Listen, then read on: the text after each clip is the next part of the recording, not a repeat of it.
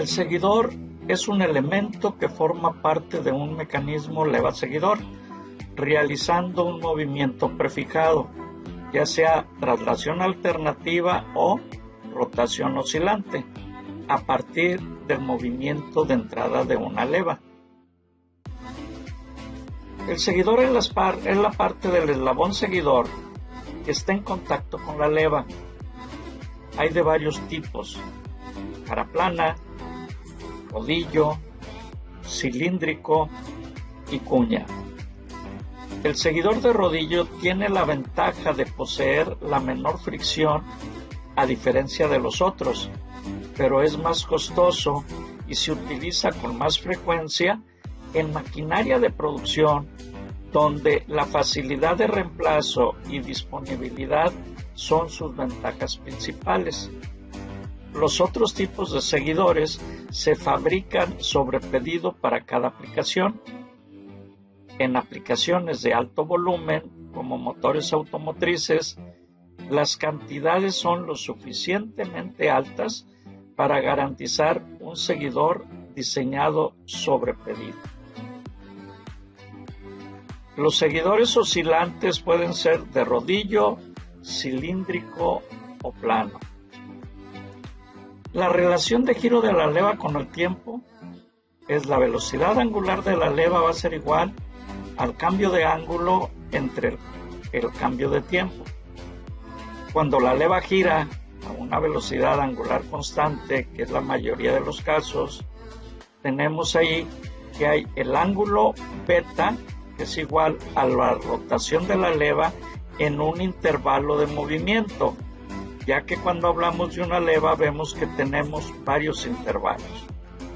La relación entre el giro de la leva y el tiempo entre un intervalo arbitrario i es igual a beta i, va a ser igual a la velocidad angular de la leva por el tiempo i por 360 grados o por 2pi, dependiendo de cómo queramos obtener el ángulo de la leva. La rapidez de la leva durante un ciclo es igual a la velocidad angular, va a ser igual a una revolución entre la sumatoria de los tiempos i, donde la sumatoria de los tiempos i es igual al tiempo total de todos los intervalos de movimiento de un ciclo. Veamos ahora un ejemplo. Se utiliza una leva en una plataforma que constantemente levanta cajas desde un transportador inferior hacia un transportador superior. Elabore un diagrama de desplazamiento y determine la rapidez requerida de la leva cuando la secuencia de movimiento del seguidor es como sigue. Primero, elevar 2 pulgadas en 1.2 segundos. Segundo, detenerse durante 0.3 segundos. Descender 1 pulgada en 0.9 segundos. Detenerse durante 0.6 segundos y finalmente descender la otra pulgada en 0.9 segundos para volver a reiniciar el ciclo posteriormente. Veamos ahora el tiempo del ciclo. El tiempo 1 es de 1.2 segundos, más el tiempo 2 de 0.3, más el tiempo 3 de 0.9, más el tiempo 4 de 0.6, más el tiempo 5 de 0.9 segundos, lo que nos da una sumatoria de 3.9 segundos por ciclo. Entonces la velocidad angular requerida por la leva es igual a una revolución entre la sumatoria de los tiempos. Esto nos da que es igual a una revolución entre 3.9 segundos, o sea 0.256 revoluciones por segundo. Si yo lo quiero en revoluciones por minuto, esta cantidad la debo multiplicar por 60 y me da 15.38 revoluciones por minuto. Ahora veamos el ángulo de giro para cada intervalo de movimiento del seguidor y lo podemos calcular con dos fórmulas. El ángulo beta i es igual al tiempo i entre la sumatoria de todos los tiempos por 360 o por 2pi, si quiero en grados o radianes. O también beta i es igual a la velocidad angular de la leva por el tiempo i por 360 o por 2pi.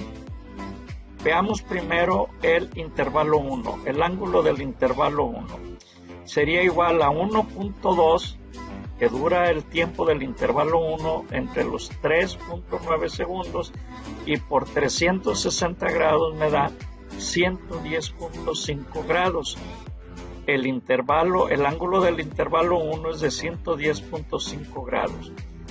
Con el mismo procedimiento obtengo que el ángulo del intervalo 2 es igual a 27.6 grados, el ángulo del intervalo 3 82.9 grados, el ángulo para el intervalo 4 es 55.3 grados y el ángulo para el intervalo 5 de 82.9 grados.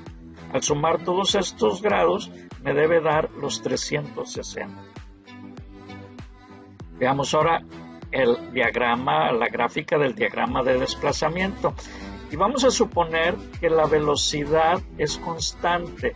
Por lo tanto, si la velocidad es constante, el desplazamiento, la curva del desplazamiento es el de una línea recta, que sería y igual a mx más b, donde m es la pendiente y b es la intersección de la curva con el eje y.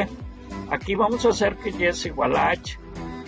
Entonces, en este intervalo hay un h1, aquí no hay altura porque es detenimiento.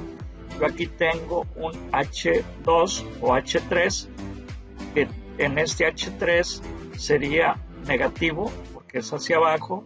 Aquí no tengo h, es 0, el h4 es 0 y el h5 sería también de 1 pulgada. 2 pulgadas para subir, bajo 1 pulgada y luego bajo la siguiente pulgada. Y en el eje de las X tengo, en función del ángulo, aquí tengo para el primer beta 1 de 110.5, el beta 2 de 27.6 o 28, el beta 3 de 82.9, 83, el beta 4 de 55 y el beta 5 de 83. Esta sería mi gráfica de desplazamiento. Pero veamos qué pasa con la velocidad, aceleración e impulso. En esta figura nos muestra lo que realmente sucede. Como la ecuación de desplazamiento es una ecuación lineal, la primer derivada nos da la velocidad, que es igual a la pendiente, y eso es una constante. Sería para el beta 1 de 1.7, para el beta 3 de 1.1 y para el beta 4 de 1.1. La derivada de la velocidad es la aceleración. La derivada de una constante es igual a 0, por lo tanto el valor de la aceleración durante el intervalo es igual a 0. Yo aquí tengo una aceleración de 0, aceleración de 0, aceleración de 0. En todos los intervalos tengo una aceleración de 0. La siguiente derivada, que es la del impulso o golpeteo, también va a ser igual a 0, porque la derivada de 0 me da 0. Pero el problema yo lo tengo aquí en las fronteras, porque la ecuación de velocidad es discontinua. Aquí yo en esta parte tengo una aceleración infinita. Por lo tanto, ¿por qué? Porque la pendiente tiende al infinito. Aquí también tengo, en esta frontera, tengo una aceleración infinita, ¿sí? Porque la pendiente es infinita. En todos los puntos finales tengo eso, de aceleración infinita y pendiente y impulso infinito. Entonces, las fronteras del intervalo es el problema, donde la subida encuentra el detenimiento bajo en un lado y alto en el otro. Existen discontinuidades en las fronteras, pues ahí la pendiente es infinita. lo que produce aceleraciones infinitas en esos puntos. A estas puntas se les conoce como funciones delta de Dirac.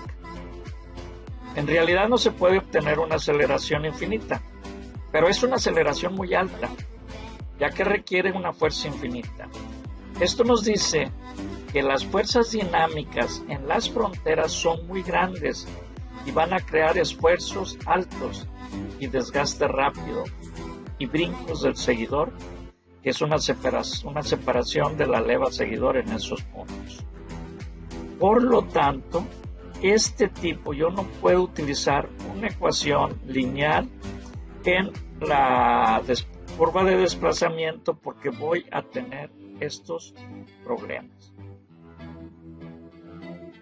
Conclusiones.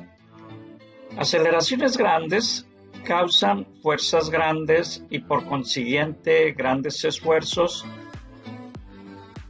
y desgaste rápido. Los cambios bruscos de aceleración provocan vibración y por consiguiente ruido. Las levas con movimiento lento no tienen mucho problema con grandes aceleraciones. Las levas de alta velocidad requieren de análisis detallado en la elevación y el descenso.